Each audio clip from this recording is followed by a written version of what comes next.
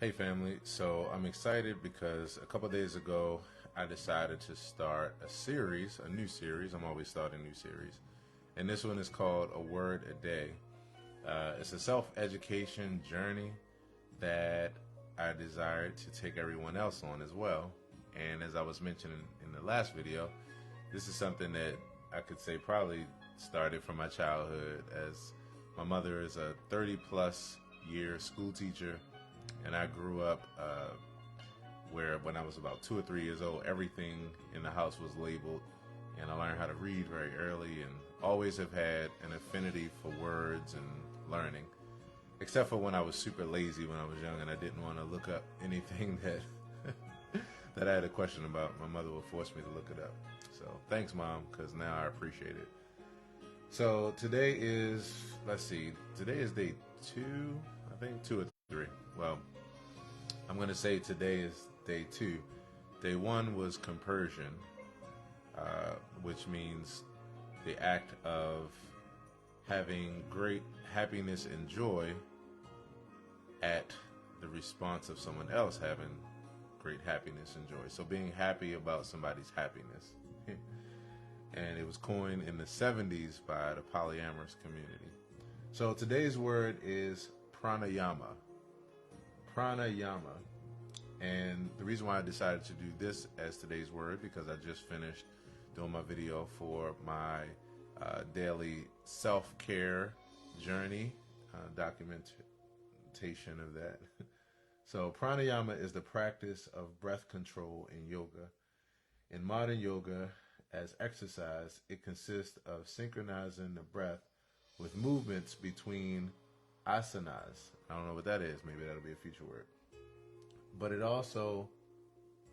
also a distinct breathing exercise on its own, usually practiced after asanas. So I'm going to definitely have to figure out what asanas is. In texts like the Bhagavad Gita and the Yoga Sutras of Patanjali, and later in Hatha Yoga, it means the complete cessation of breathing. And actually, while I was reading this definition, I realized there was another word in here that's going to be the word of the day for tomorrow. And that word is cessation, because I didn't know what cessation meant. So pranayama is the practice of breath control in yoga. And what I learned from starting to study it is that there are different kinds of techniques under, pranayama breathing. I'm not going to go into them because I actually haven't read them fully, but I just wanted to kind of give, some idea that these were things and that it's a whole rabbit hole that you go down once you get into pranayama breathing. And the first time I heard about it, as I was studying on YouTube, and as I also use it today in my earlier self-care session for the day, is, when you breathe out and say if you keep your mouth open and you go, it sounds like an ocean.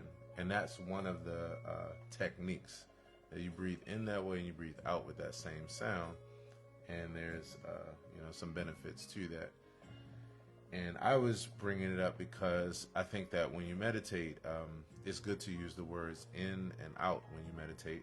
Something that I got from Joseph Goldstein, who's the writer of this course that I'm taking, called Phrases for Stress, by the way. And, I realized that with pranayama breathing, at least with that, you're kind of saying the word out when you do that. And that's really helpful for keeping your mind focused. So, so I'm not going to pronounce any of this stuff right. So, my apologies. And that's what's so fun about this learning, because one day I will pronounce it right. Nadi Sadhana, aka Anulama Viloma, also known as alternative. I can't even pronounce words I know, y'all. I'm pronouncing alternative. So alternative nostril breathing, which is what this is. I have no idea. How the hell do you alternate nostril breathing? This is fascinating. It's a very relaxed, balancing breath that is used to help calm the nervous system and aid in a restful night's sleep. By increasing the amount of oxygen taken into the body, it is believed that this breath can also purify the blood, calm the mind, reduce stress, and promote concentration. Now, the only way I know how to do that is like this. So maybe that's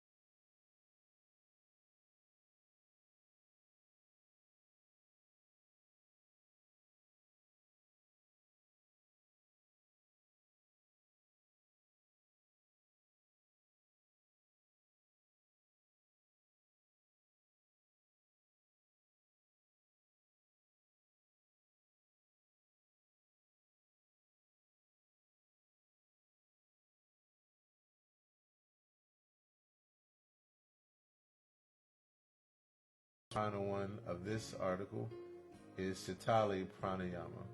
Sitali also means cooling, which explains the effect it can have on your mind and body. This breath encourages clearing heat with coolness.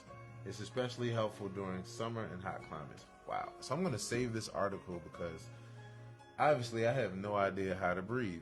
This article shows you that.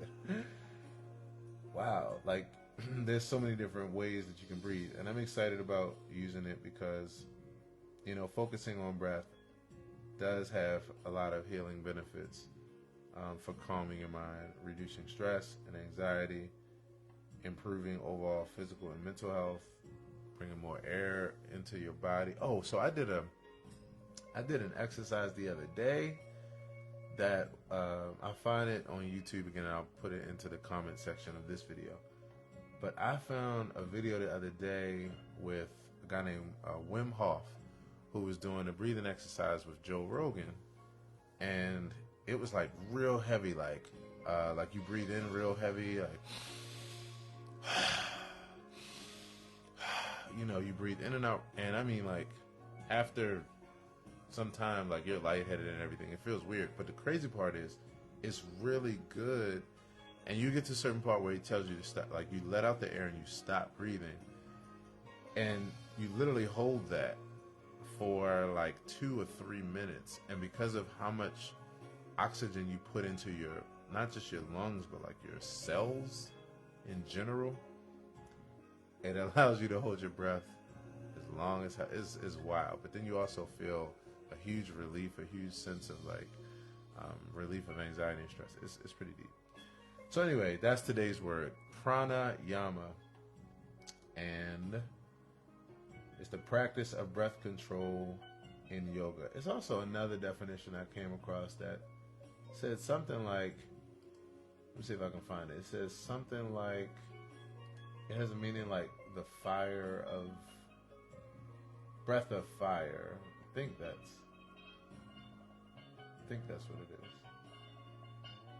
So yeah, pranayama. Go tell somebody.